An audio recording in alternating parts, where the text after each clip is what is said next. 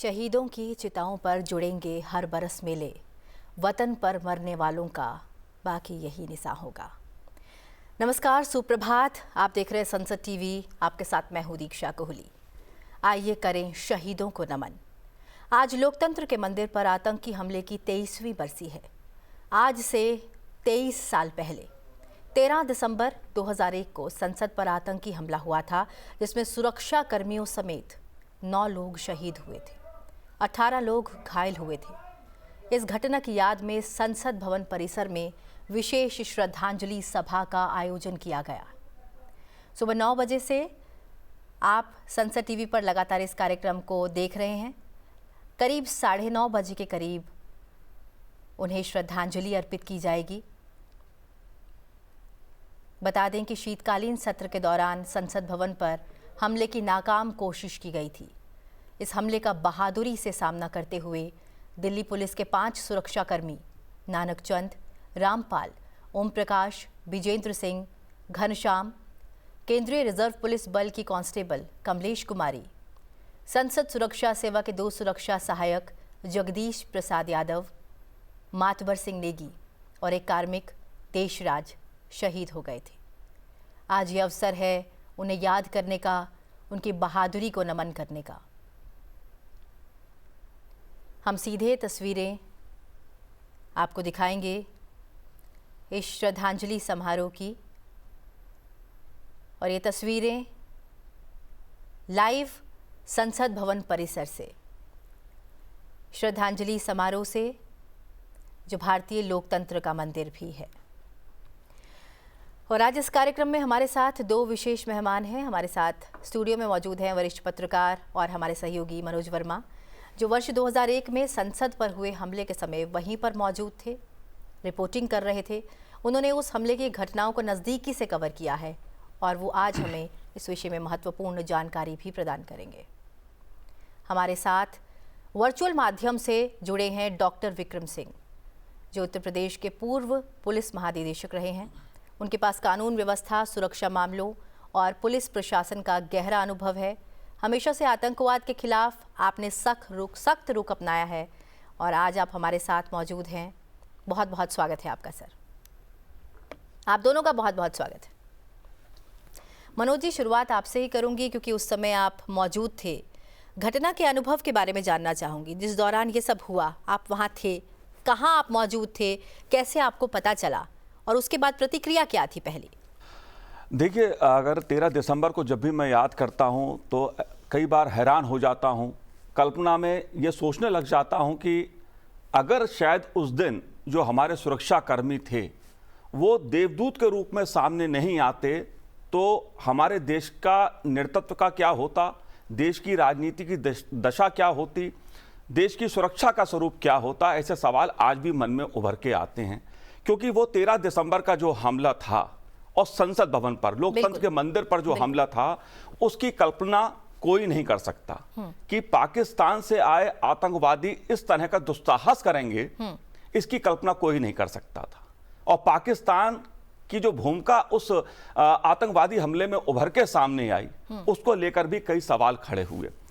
आपने सवाल किया कि उस समय मैं कहां था। दरअसल 11 बजे संसद की जब कार्रवाई शुरू हुई थी तो उस दिन ताबूत घोटाले को लेकर सदन में हंगामा हो रहा था और करीब 11:25 के आसपास सदन की कार्रवाई स्थगित हो गई थी। संसदीय कार्य मंत्री प्रमोद महाजन जी उस समय अपने कक्ष में थे। हम उन्हीं के कक्ष में उस समय मौजूद थे जब इस घटना का पता चला। चर्चा हो रही थी कि सदन आगे कैसे चलेगा, कैसे नहीं चलेगा। कांग्रेस पार्टी जो हंगामा सदन में कर रही थी उस समय, वो सदन को नहीं चलने दे रही थी। तो उसके बाद पत्रकार चर्चा करते थे संसदीय कार्य मंत्री से जी। तो प्रमोद महाजन जी आराम से बात कर रहे थे, लेकिन अचानक कुछ शोर शराबा हुआ, गोलियों की आवाज आने लगी। तो कुछ क्षण को तो ये लगा कि ये शायद पार्लियामेंट स्ट्रीट पर उस समय प्रदर्शन होते थे। अच्छा। तो पुलिस कई बार आंसू गैस के गोले, कुछ कदम उठाती थी प्रदर्शनकारियों को रोकने के लिए। तो उस समय तक प्रमोद महाजन जी भी सहज थे, हम लोग भी चर्चा कर रहे थे। लेकिन कुछ ही क्षणों बाद प्रमोद जी के पास एक फोन आता है और उस फोन के बाद प्रमोद जी की चेहरे की लकीरें बता देती हैं कि कुछ बड़ा हुआ है। क्या हुआ है ये कुछ और क्षण के बाद हमको पता लगता है कि संसद पर आतंकवादी हमला हो गया है। ये करीब 5 मिनट का पल था जिसमें पता ये चला कि आतंकवादी हमला हो गया, क्योंकि उस हमले की कल्पना कोई नहीं कर सकता। बिल्कुल बिल्कुल, निश्चित रूप से उस हमले की कोई कल्पना भी नहीं कर सकता था। आपसे मेरा सवाल डॉक्टर विक्रम सिंह, संसद पर हमला भारतीय सुरक्षा तंत्र के लिए एक बड़ी चुनौती थी। हमने मनोज जी को सुना कि किसी ने कल्पना भी नहीं की थी। आपकी नजर में इस हमले ने हमारी सुरक्षा प्रणाली में कौन कौन सी खामियां उजागर की? दीक्षा जी, मनोज जी, नमस्कार। मुझे याद आ रहा है कि वो दिन 13 दिसंबर 2001 में आईजी वाराणसी जोन था। जब यह खबर आई तो मैं ही नहीं, पूरा देश स्तब्ध था। अप्रत्याशित, अभूतपूर्व, दुस्साहसिक जी। और उसके बारे में जब कल्पना करते हैं तो पूरा राष्ट्र एक खड़ा होकर के कहा, और पूरे बनारस में सैकड़ों लोग और मुझको लेकर सबने कहा कि अब हमारी सेवाएं पार्लियामेंट और कश्मीर को दी जाएं कि या तो हम रहेंगे या वो रहेंगे। अब वो समय आ गया ये चयन करने का कि जब हमारे संसद पे हमला हो सकता है, ये वैसे ही जैसे हमारे माता पिता पे हमला हो जाए। बिल्कुल। सुरक्षा की चूक की अगर हम बात करें, हमने देश ने इतनी भारी कीमत दे करके हमने एक स्थिति को नियंत्रित किया, देश ने स्थिति को नियंत्रित किया। लेकिन अगर हम चूक को जाए किस तरीके से इन्होंने प्रवेश किया, प्रवेश तो जो किया सो किया, लेकिन अगर आप ये देखें कि इनके पास कहां से आए थे, इनके पास गृह मंत्रालय के थे, संसद भवन के इनके पास थे। इसको लगा करके इन्होंने उपराष्ट्रपति महोदय के कॉन्वॉय के ऊपर टक्कर मारी। और इनके अगर हथियार अगर आप दीक्षा जी देखें, इनके पास AK-47 राइफल, भारी मात्रा में कारतूस, ग्रेनेड लॉन्चर्स, ग्रेनेड्स और राइफल्स, इस तरीके के तो इनके पास हथियार थे। और जिस तरीके से ताबड़तोड़ इन्होंने आक्रमण किया, और हमारे पुलिसकर्मी, दिल्ली पुलिस के और CRPF के कमलेश कुमारी जी, हमारे एक सहकर्मी माली भाई वीर गति को प्राप्त हुए, शहीद हुए, और उन्होंने जो साहस का परिचय दिया, उसको, जज्बे को सलाम करते हुए मैं तो ये कहूंगा कि इसके बाद ही अमूलचूल परिवर्तन हुआ संसद परिसर की सुरक्षा को उच्चीकृत किए जाने का। अभी तक हम ये समझते थे कि शायद हम लोग की जो रूटीन सुरक्षा व्यवस्था होती है उससे काम चल जाएगा, लेकिन इस दुस्साहसिक घटना के बाद कम से कम हमने वो सुरक्षा व्यवस्था सुनिश्चित की है संसद भवन की, हमारे माननीय सांसदों की, जो कि विश्व में कहीं पर भी उससे अच्छी शायद देखना कठिन होगा।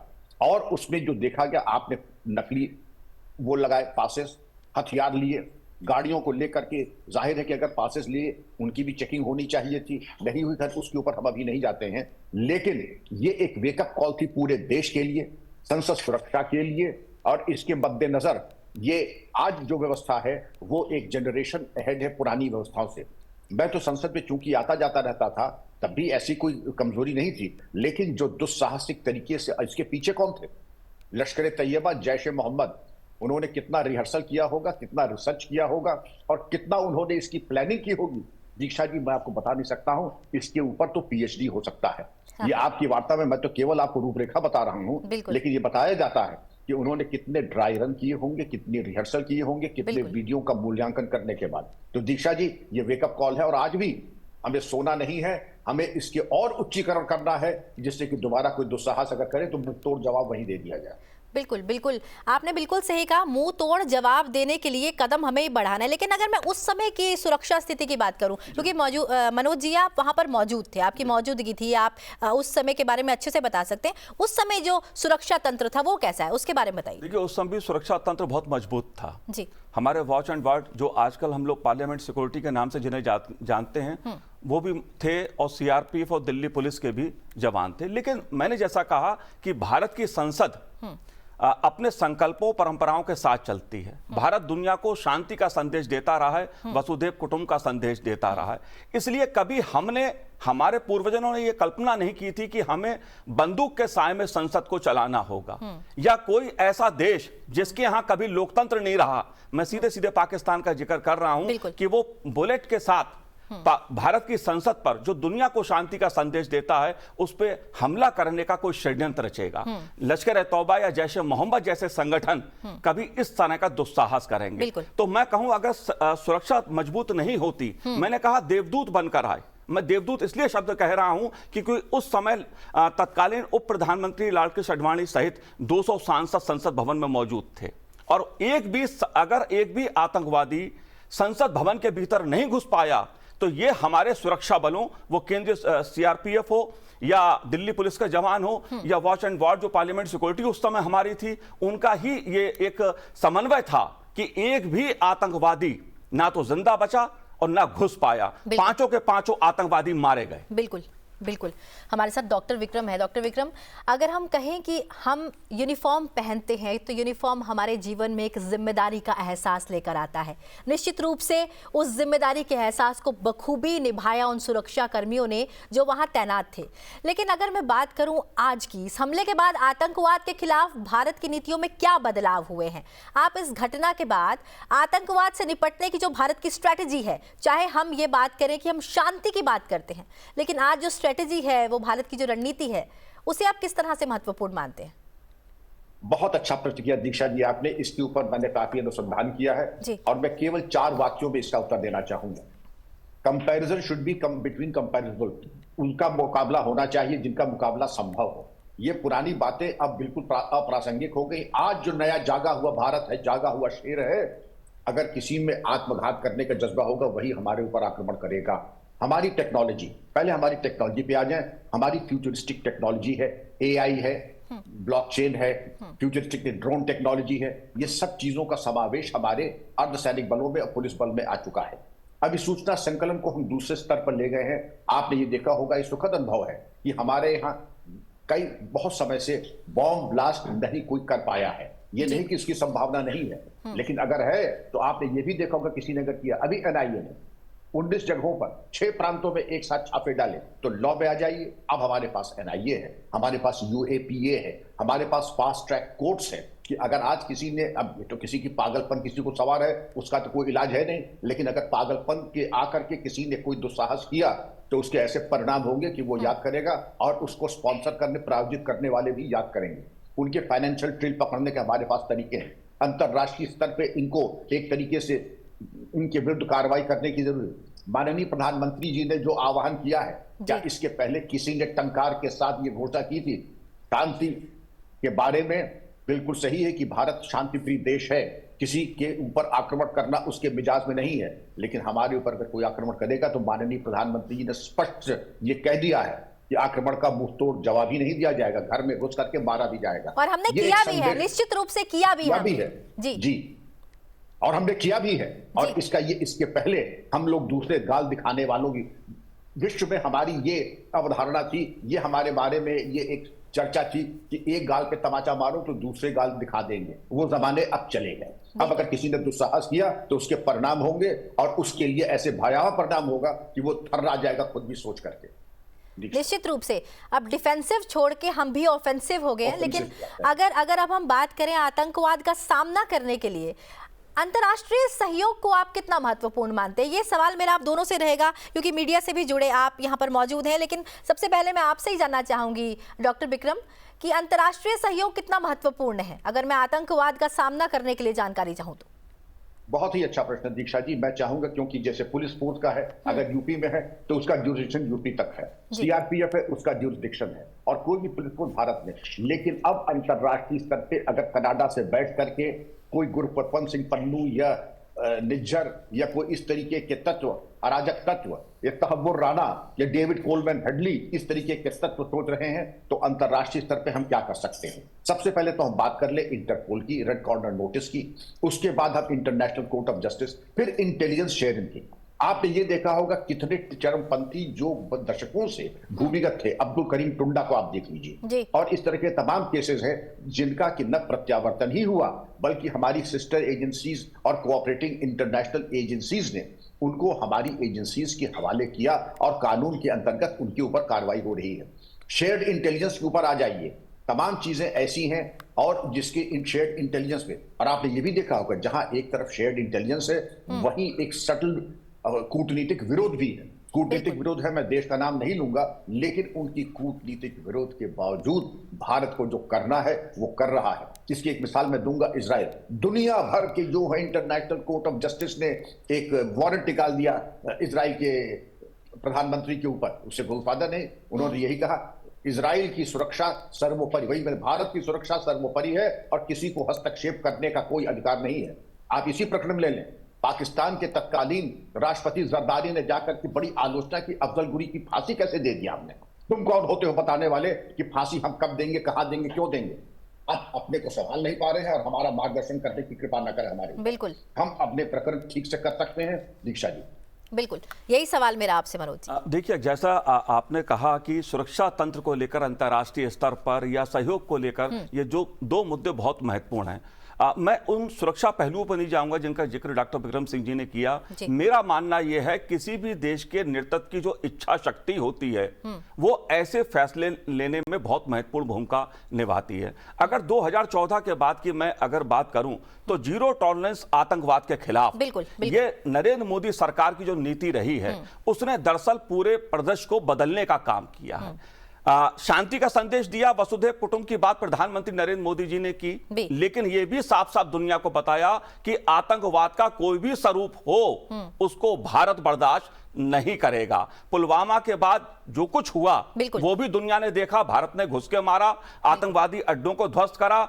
दूसरी बात यह है कि अंतरराष्ट्रीय कूटनीति के जरिए जो आतंकवाद का एक मुख्य स्रोत रहा है, आतंकवादियों को पालने पोसने का काम पाकिस्तान करता रहा है, इसको लेकर प्रधानमंत्री नरेंद्र मोदी की जो अंतरराष्ट्रीय नीति रही, जो कूटनीति रही, जो विदेश नीति रही, उसने पाकिस्तान को दुनिया में अलग थलग कर दिया। पाकिस्तान को मैं कहूंगा दिखावे के रूप में ही सही ये कहने के लिए मजबूर किया कि आतंकवाद को हम समर्थन नहीं करते हैं। और आज ये स्थिति है कि चाहे अमेरिका हो या दुनिया के तमाम देश हों, चाहे G20 के बात मैं करूं या ब्रिक्स की बात की जाए, आज भारत की बात को, प्रधानमंत्री नरेंद्र मोदी जी की इस बात को कि आतंकवाद का कोई भी स्वरूप हो उसे बर्दाश्त नहीं किया जाएगा, इस बात को, इस नीति को अब दुनिया मान रही है, दुनिया स्वीकार कर रही है। और ऐसे तमाम कदम भारत सरकार ने उठाए, मोदी सरकार ने उठाए, जिसके चलते देश में हम देखते हैं आतंकवादी घटनाएं लगभग ना के बराबर। बिल्कुल, आतंकवादी घटनाएं लगभग ना के बराबर है। डॉक्टर विक्रम, यहाँ मेरा एक सवाल आता है, भारत द्वारा जो संयुक्त राष्ट्र आतंकवादी निरोधी ट्रस्ट फंड है यानी UNCTTF, उसको योगदान दिया गया है आतंकवाद के खिलाफ वैश्विक प्रयासों में, किस प्रकार मददगार साबित हो सकता है ये योगदान? क्योंकि भारत निरंतर अंतर्राष्ट्रीय स्तर पर यह आवाज बुलंद कर रहा है कि हमें आतंकवाद के खिलाफ सदा खड़े रहना है। निसंदेह ये एक संदेश तो देता ही है और एक बहुत ही रचनात्मक और सकारात्मक कदम भी है। और अंतर्राष्ट्रीय, क्योंकि टेररिज्म कोई ऐसी चीज नहीं, आपने देखा होगा क्या भारत, क्या इंग्लैंड, क्या अमेरिका, जहां कहीं आतंकवादी गतिविधियां होती हैं उसके तार कहीं अधिकांश केसेस में कहीं न कहीं आकर के हमारे पड़ोसी राष्ट्र के ऊपर आकर के रुकते हैं। और इनका यह कहना कि हमारा इससे कोई लेना देना नहीं है, लेकिन वास्तविकता यह है कि उसकी जननी और गंगोत्री और उद्गम स्थल उसी देश में है। और अगर इस तरीके से रेडिकलाइजेशन हो रहा है और इस तरीके का संयुक्त राष्ट्र न केवल भारत के द्वारा बल्कि संयुक्त राष्ट्र के द्वारा, बल्कि FATF के द्वारा, इंटरपोल के द्वारा, तो अंतरराष्ट्रीय स्तर पे जब हम ये माने कि रेडिकलाइजेशन हो रहा है, चरमपंथी गतिविधियां हो रही हैं, फाइनेंशियल फुटप्रिंट्स हमको अनकवर करने हैं, और फाइनेंशियल केवल यही कि मुद्रा में नहीं होते हैं, बिटकॉइन में होते हैं, क्रिप्टो करेंसी में होते हैं, सोने में होते हैं, हवाला के द्वारा होते हैं, तो कदाचित एक पुलिस बल का, एक प्रांत का, एक देश के में यह सामर्थ्य नहीं है कि उनको नेस्तनाबूद कर दे। आपने देखा होगा 7 अक्टूबर पिछले वर्ष इजराइल ने पूरी ताकत झोंकी, लेकिन आज भी वो युद्ध चल रहा है। बिल्कुल डॉक्टर ये विक्रम, युद्ध निरंतर।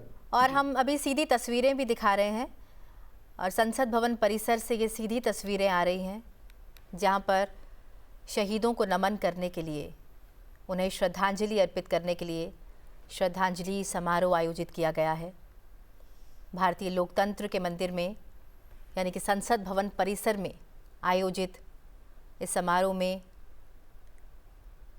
हुजूम एकत्रित हुआ है श्रद्धा सुमन अर्पित करने के लिए। आज का ये कार्यक्रम उन वीर शहीदों को समर्पित है जिन्होंने 13 दिसंबर 2001 को संसद पर हुए हमले, आतंकी हमले के दौरान अपने प्राणों की आहुति देकर देश की रक्षा की, संसद भवन की रक्षा की।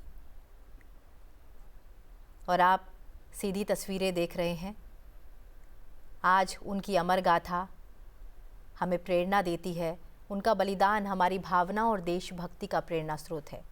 तमाम सांसदगण, मंत्रीगण, नेतागण एवं वे परिवार जिन्होंने कोई अपना खोया है, आज वो सब यहाँ मौजूद हैं उन शहीदों को श्रद्धांजलि देने के लिए।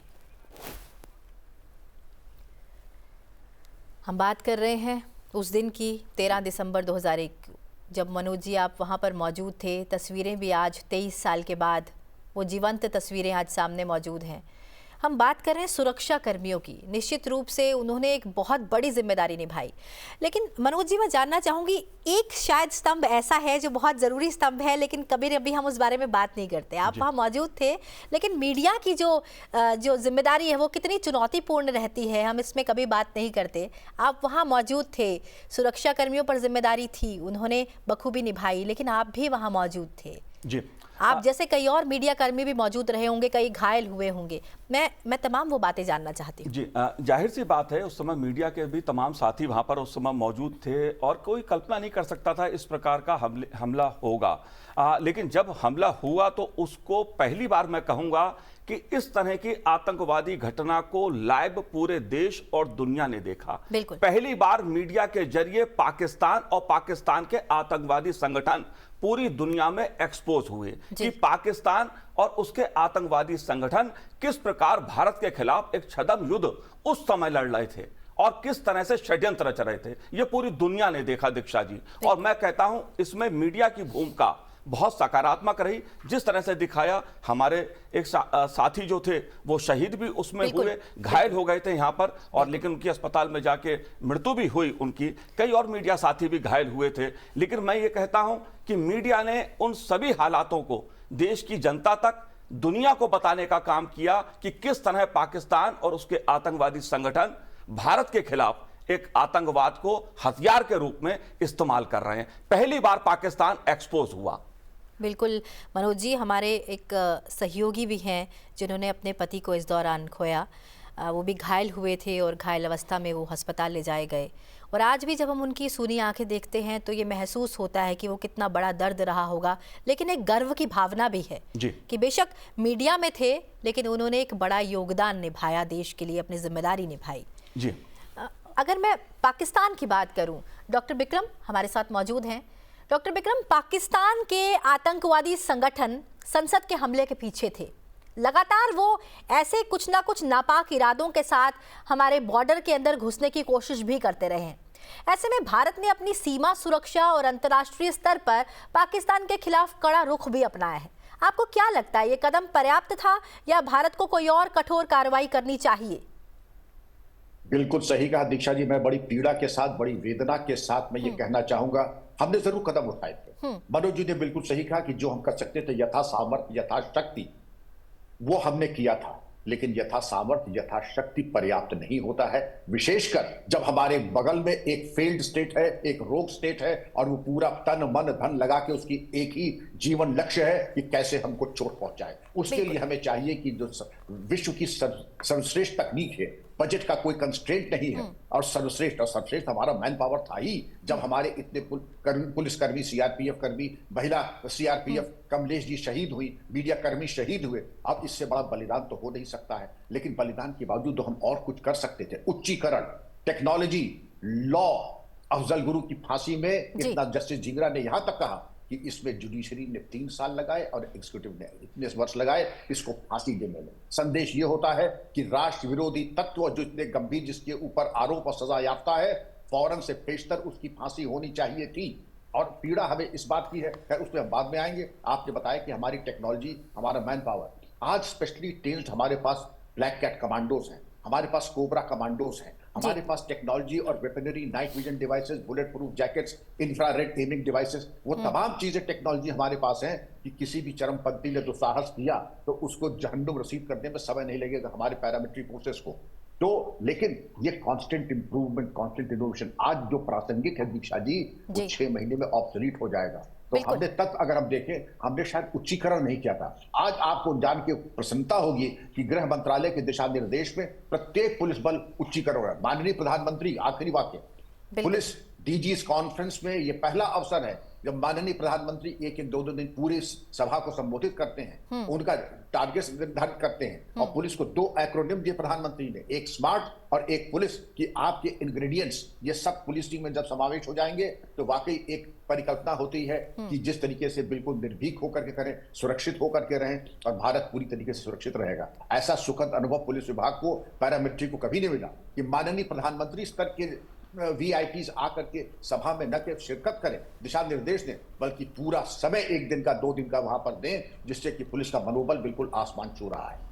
बिल्कुल, अगर आम नागरिक के जहन से बात करूं, आम नागरिक इन हमलों को कैसे देखते हैं, तो निश्चित रूप से ये न केवल सुरक्षा पर बल्कि हमारे मनोबल पर भी प्रभाव डालते हैं। आप क्या कहेंगे मनोज जी? जी बिल्कुल, मनोबल की आपने बात कही। अब मैं कहूंगा जो 13 दिसंबर को हर साल जो शहीद हमारे थे संसद भवन की सुरक्षा करते हुए, जिन्होंने अपने प्राणों को बलिदान कर दिया, और हमारा राजनीतिक नेतृत्व उनको श्रद्धा सुमन अर्पित करने के लिए हर साल 13 दिसंबर को संसद भवन के इस परिसर में उन्हें श्रद्धा सुमन अर्पित करता है। वो इस बात का संकल्प है कि भारत का जो जनमानस है, भारत की चाहे सरकार हो, भारत का जनमानस हो, भारत की राजनीतिक नेतृत्व हो, उसने संकल्प लिया है कि आतंकवाद के खिलाफ मिलकर लड़ेंगे। और आज का दिन इसी संकल्प का होता है कि भारत ने ना कभी आतंकवाद से किसी भी रूप में समझौता किया, ना बख्शा, और ना कभी आतंकवाद को किसी रूप में बख्शा जाएगा। ये आज का दिन इसी संकल्प का दिन होता है, उन वीरों को याद करने का होता है जिन्होंने आतंकवाद से मुकाबला करते हुए भारत के लोकतंत्र के मंदिर की सुरक्षा करते हुए अपने प्राणों को बलिदान कर दिया। उसमें सीआरपीएफ के जवान भी थे, दिल्ली पुलिस के जवान भी थे, मीडिया कर्मी भी थे, और माली भी थे उसमें, जिन्होंने इस संसद भवन को, देखिए ये भारत की लोकतंत्र का हृदय है, बिल्कुल ये लोकतंत्र हमारे लोकतंत्र का मंदिर है, और इसकी रक्षा के लिए हर किसी ने, मैंने इसीलिए देवदूत उनको कहा कि देवदूत के रूप में उस दिन वो सब थे यहां मौजूद, कि जो इस मंदिर की सुरक्षा के लिए अपने प्राणों का बलिदान लगाकर, जिन्होंने इस देश के राजनीतिक नेतृत्व की रक्षा की, भारत के लोकतंत्र की रक्षा की, भारत की संसद की रक्षा की। बिल्कुल, और सीधी तस्वीरें भी हम देख पा रहे हैं। तमाम केंद्रीय मंत्री यहाँ पर श्रद्धा सुमन अर्पित करने के लिए पहुंचे हैं। केंद्रीय गृह मंत्री अमित शाह,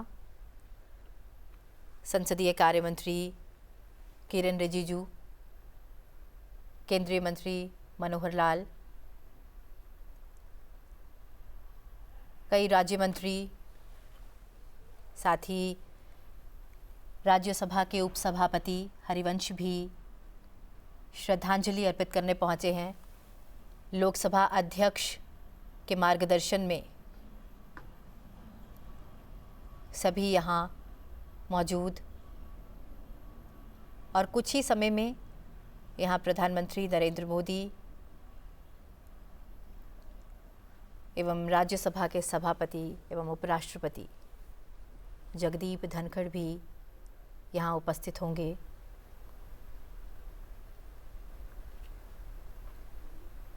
कांग्रेस नेता राहुल गांधी भी यहाँ मौजूद हैं।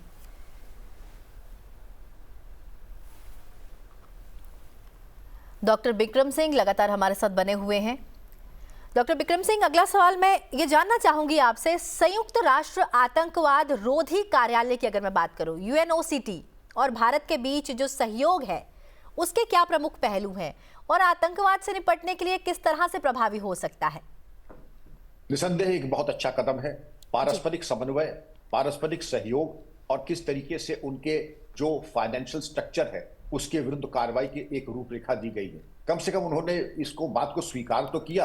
अभी तक तो हमारी सबसे बड़ी समस्या ये थी कि चरमपंथी टेररिज्म की परिभाषा क्या हो, बिल्कुल टेररिज्म की परिभाषा क्या होगी। खैर चले बहुत पहुंचे कहीं नहीं, लेकिन अब कम से कम पहुंच गए हैं। एक निर्णय लिया गया है, और आपस में जो समस्त मेंबर स्टेट्स हैं यूनाइटेड नेशंस के, उन्होंने कम से कम एक राय एक पेज पर आकर के इसके बारे में ये कहा कि चरमपंथी गतिविधियों के बारे में एक निर्णय है कि जीरो टॉलरेंस, और उसके विरुद्ध जो कार्रवाई होती है और उसके यूएन के पैरामीटर उनके एम्बिट ऑफ लॉ के अंतर्गत रहते हुए किस प्रकार हम उसके विरुद्ध एकजुट होकर के कार्रवाई करेंगे। तो ये एक अच्छा है, उसमें संवाद भी हो सकता है। लेकिन प्रत्यक्षम किम प्रमाणम, अभी आप देख लीजिए इजराइल के ऊपर हमला हुआ, इजराइल के ऊपर हमला हुआ तो आपने तमाम बातें की, उसको आप, और दुनिया भर में इजराइल की भर्त्सना, दुनिया भर में अगर इजराइल ने जो मृतक है उनकी फोटो लगाए उसको नोच दिया गया, उसके बारे में चर्चा नहीं।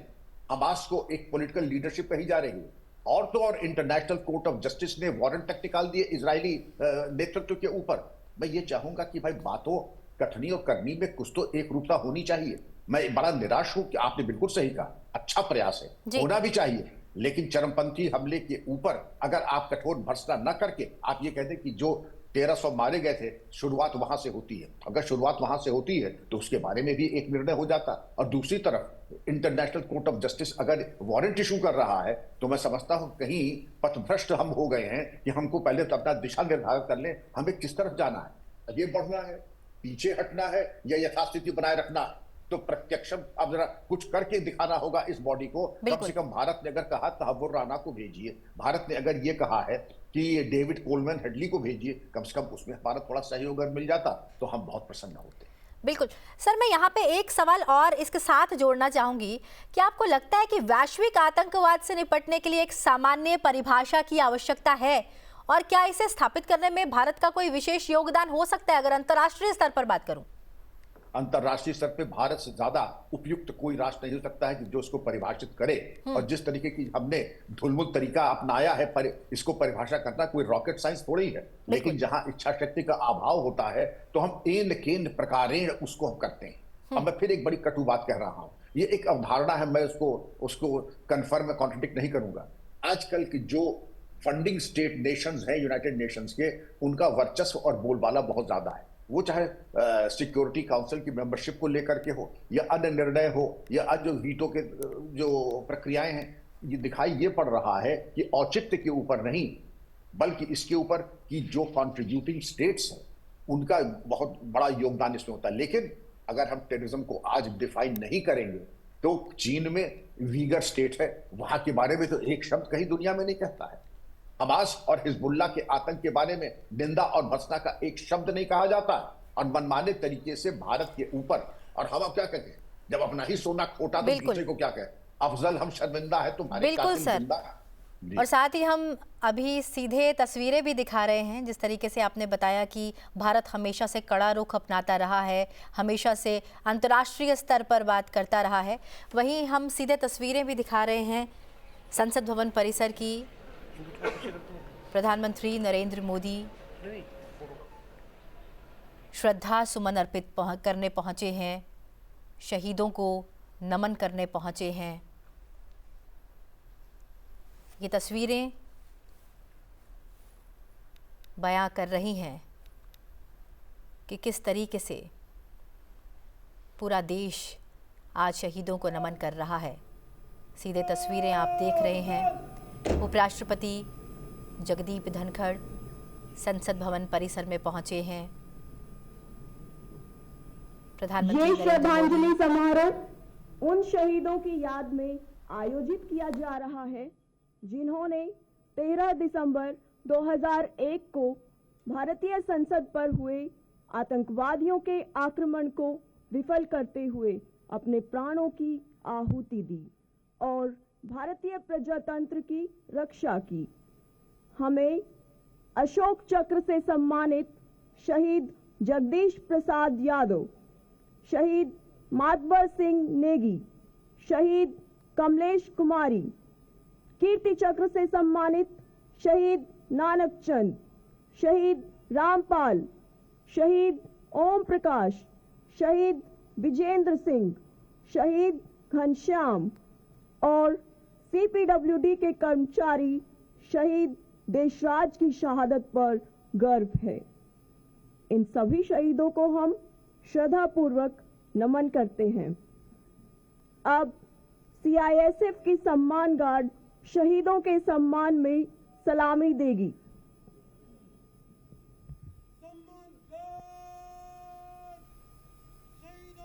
शहीदों को सम्मान देंगे। सलामी।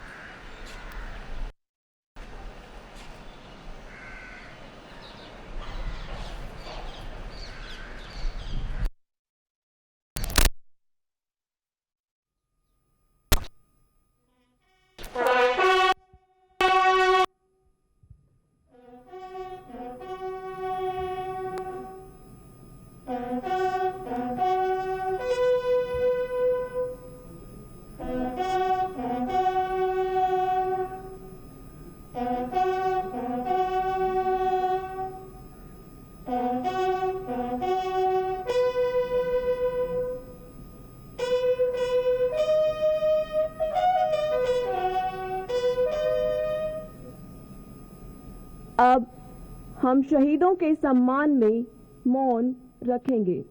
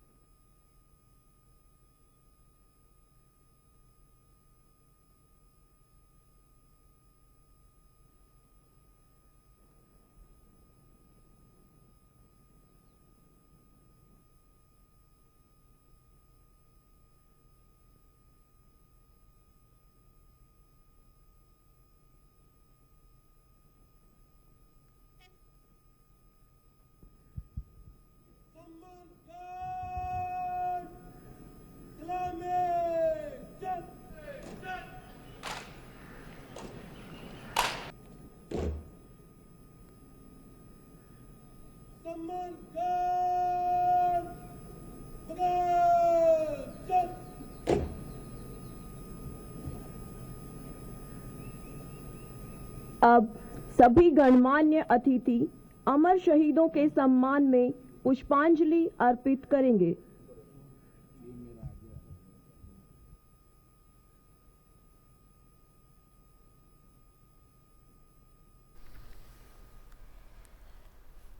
और अब देश के उपराष्ट्रपति जगदीप धनखड़ श्रद्धा सुमन अर्पित करते हुए, वीर शहीदों को नमन करते हुए, श्रद्धांजलि अर्पित करते हुए, आज का ये कार्यक्रम उन वीर शहीदों को समर्पित जिन्होंने 13 दिसंबर 2001 को संसद पर हुए आतंकी हमले के दौरान अपने प्राणों की आहुति दी। लोकसभा अध्यक्ष ओम बिरला ने उन्हें श्रद्धा सुमन अर्पित किया और अब प्रधानमंत्री नरेंद्र मोदी भावभीनी श्रद्धांजलि अर्पित करते हुए अपने प्राणों की आहुति देने वालों को नमन करते हुए, केंद्रीय गृह मंत्री अमित शाह नमन करते हुए, प्रणाम करते हुए, केंद्रीय स्वास्थ्य मंत्री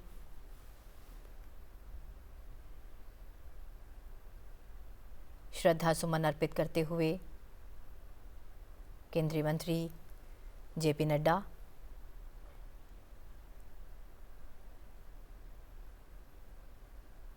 और इसी के साथ कांग्रेस नेता मल्लिकार्जुन खड़गे, कांग्रेस अध्यक्ष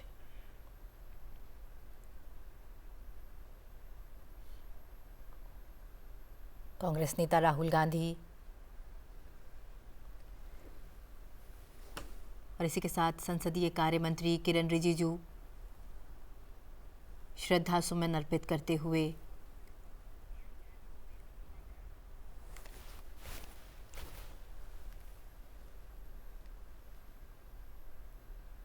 आज संसद पर हुए आतंकी हमले के दौरान अपने प्राणों की आहुति देकर जिन्होंने देश की रक्षा की, आज उन्हें नमन करने का दिन है। उनकी अमर गाथा आज भी हमें प्रेरणा देती है। उनका बलिदान हमारी भावनाओं और देशभक्ति का प्रेरणा स्रोत है। ये श्रद्धांजलि उन वीर सपूतों की स्मृति में समर्पित है जिन्होंने 13 दिसंबर 2001 को लोकतंत्र पर हुए सबसे बड़े हमले को नाकाम कर दिया। अशोक चक्र से सम्मानित शहीदों में शामिल हैं शहीद जगदीश प्रसाद यादव, शहीद मातवर सिंह नेगी, शहीद कमलेश कुमारी,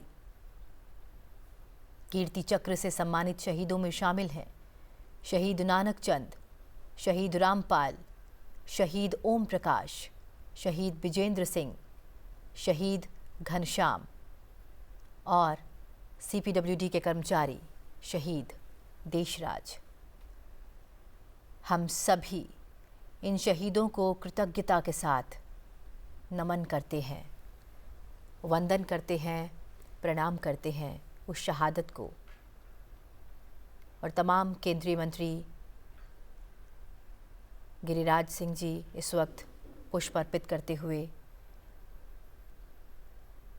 एक फेहरिस्त में तमाम सांसद, नेतागण श्रद्धा सुमन अर्पित करते हुए सांसद अनुराग ठाकुर,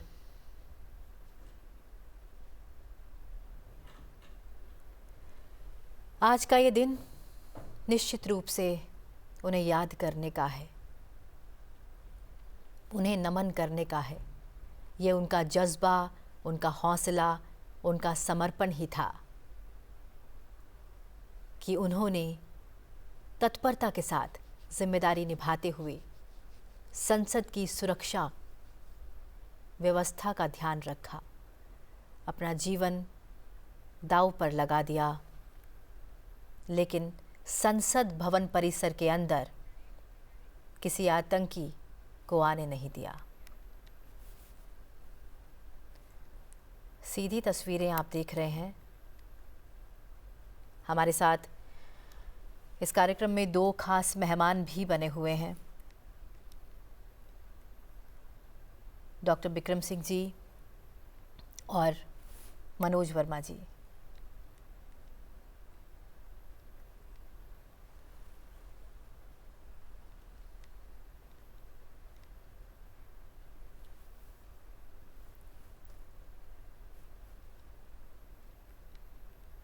ये कार्यक्रम, इस तरह के कार्यक्रम आज के युवाओं को किस तरह का संदेश देते हैं मनोज जी? देखिए, जो आज का 13 दिसंबर का कार्यक्रम है उसके 2 मैं संदेश समझता हूँ।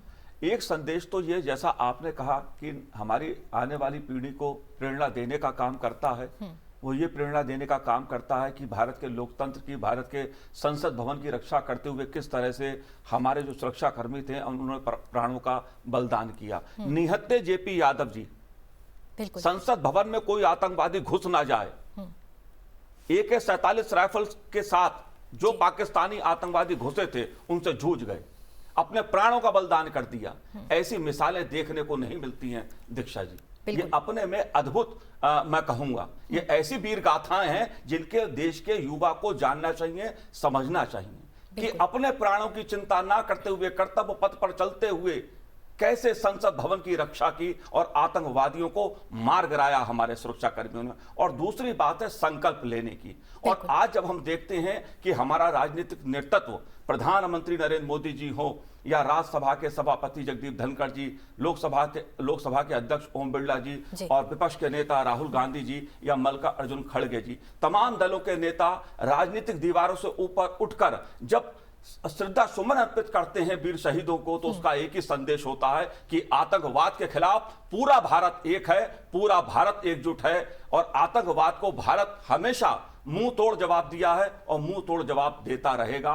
एक संकल्प उसका यह भी होता है आज का।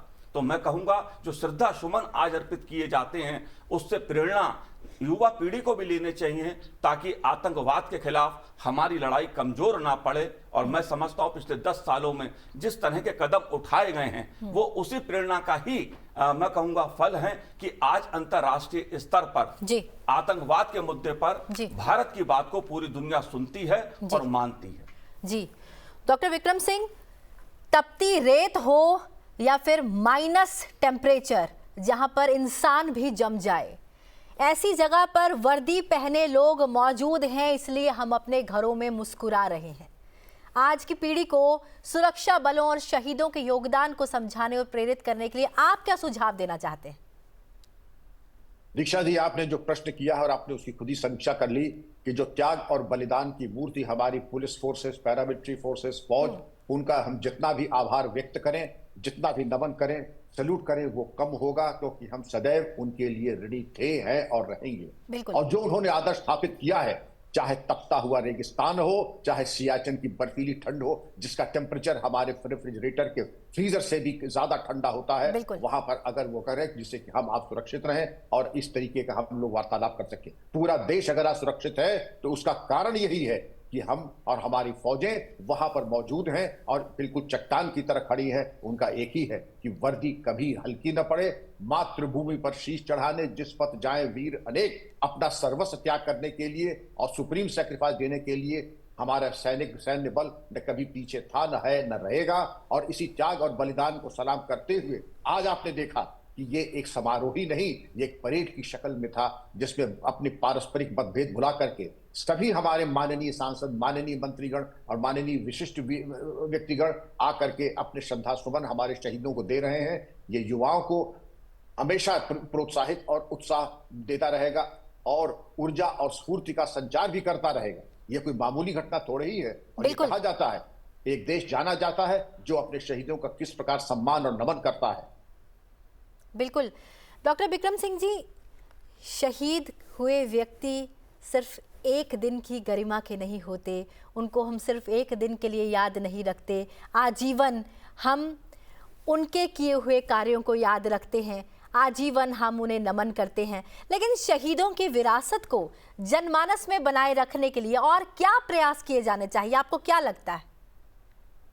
केवल यहां पर ये नहीं कि आज 13 दिसंबर को हमने उनका सम्मान किया, बेहतर होगा स्कूल कॉलेजेस में उनके परिवार के सदस्यों को उनकी जीवनी के बारे में, उनके त्याग अप्रतिम बलिदान को, उसकी चर्चा हम समय समय पर करते रहें। 26 जनवरी 15 अगस्त को तो हम करें ही कि जिसकी वजह से गणतंत्र दिवस, स्वतंत्रता दिवस हम मनाते हैं, बल्कि कोई भी राष्ट्रीय पर्व हो तो उसके लिए शहीदों के लिए एक अलग स्थान और उनके ऊपर चर्चा करते हुए, उनके परिवार को सम्मान देते हुए, और दिवाली के दिन कम से कम राष्ट्र की तरफ से एक दिया उनके घर में, राष्ट्र की तरफ से अगर स्टेट कर रहा हो तो मुख्यमंत्री की तरफ से, और अगर राष्ट्र कर रहा है तो राष्ट्रपति जी की तरफ से या प्रधानमंत्री की तरफ से एक दिया उनकी तरफ से उनके घर में उनके द्वारा जरूर जलाया जाए। इस तरीके की ये टोकनिज्म नहीं, ये पूरे राष्ट्र का समर्पण, सम्मान और श्रद्धांजलि होगी उस वीर परिवार के लिए जिन्होंने अप्रतिम त्याग किया है। बिल्कुल। मनोज जी, आप क्या कहेंगे? देखिए, जो विक्रम सिंह जी ने बात कही कि दिवाली के मौके पर जरूर दिया जलाना चाहिए हमें उन शहीदों के लिए, और मैं कहूंगा ये बात प्रधानमंत्री नरेंद्र मोदी जी ने, मैं 2014 से देख रहा हूं, दिवाली हो या होली हो, कि प्रधानमंत्री नरेंद्र मोदी जी दिवाली सुरक्षा कर्मियों के साथ सीमा पर मनाते हैं, जवानों के साथ सीमा पर मनाते हैं, और उसका यही संदेश होता है कि जवान अगर सीमा पर डटा है, अगर वो अपने प्राणों का बलिदान दे रहा है इस देश की सुरक्षा के लिए ताकि हम अपने घरों में चैन से रह सकें, तो ये इस बात का संकल्प है कि ये राष्ट्र उसके साथ खड़ा है। और प्रधानमंत्री जी जवान के साथ सीमा पर जब दीपावली पे खड़े दिखते हैं तो उसका यही संदेश होता है कि भारत का प्रधानमंत्री और भारत का सीमा पर डटा जवान एकता का संदेश, एक भारत श्रेष्ठ भारत, अखंड भारत का संदेश वो देता हुआ नजर आता है। तो इसलिए हर बार दीपावली पर आम जनमानस को भी इस प्रकार के कदम उठाना चाहिए, उन शहीदों को याद करना चाहिए। मैं जानता हूं दीक्षा जी कि 2000 के बाद, 2001 की घटना के बाद, 13 दिसंबर के बाद किस तरह इस देश में आतंकवादी हमले हुए। अयोध्या पर राम जन्मभूमि पर आतंकवादी हमला हुआ, मुंबई पर आतंकवादी हमला हुआ। अगर आप देखें 2014 से पहले की एक लंबी फेहरिस्त हमें आतंकवादी घटनाओं की दिखाई देती है। लेकिन जैसा मैंने पहले कहा, इच्छा शक्ति होती है सरकारों की। जो पाकिस्तान स्रोत आतंकवाद का रहा, 370 को लेकर जो हल्ला करता रहा दुनिया में, भारत सरकार ने 370 अनुच्छेद 370 जम्मू कश्मीर से हटाकर यह संदेश दिया कि आतंकवाद की बात हो या नीतिगत कोई मुद्दा हो, भारत अपने फैसले दृढ़ता के साथ, संकल्प के साथ लेता है, क्योंकि ये नया भारत है, न्यू इंडिया है। और प्रधानमंत्री नरेंद्र मोदी जी का भी यही संदेश रहा है कि आतंकवाद के मुद्दे पर पूरा देश एकजुट खड़ा नजर आए। बिल्कुल, ये न्यू इंडिया है, ये नया भारत है, आत्मनिर्भर भारत है, और पूरी दुनिया आज भारत को सम्मान की दृष्टि से देखती है। आज भारत सिर्फ डिफेंसिव नहीं, ऑफेंसिव भी है। अगर एक हाथ हमारी ओर उठेगा तो 10 हाथ हमारी ओर से उठेंगे, ये हम जानते हैं। हमारे साथ इस कार्यक्रम में बने रहे डॉक्टर बिक्रम सिंह जी, आपका बहुत बहुत धन्यवाद सर। बहुत बहुत धन्यवाद मनोज जी। निश्चित रूप से आपका जो अनुभव है, हमने आज बहुत कुछ जाना, और मीडिया की भूमिका के साथ ये भी जाना कि कितनी चुनौतीपूर्ण भूमिका रहती है। बहुत बहुत धन्यवाद। निश्चित रूप से आइए करें शहीदों को नमन, जो ये कहते हैं कि वतन की खातिर मैं अपने हाथों पे जान रखता हूँ, वतन की खातिर मैं अपने हाथों पे जान रखता हूँ। जी हाँ, देशभक्त हूँ, अपने दिल में हिंदुस्तान रखता हूँ। इसी बात के साथ आइए नमन करें शहीदों को। फिलहाल मुझे दीजिए इजाज़त, बने रहिए संसद टीवी के साथ। नमस्कार।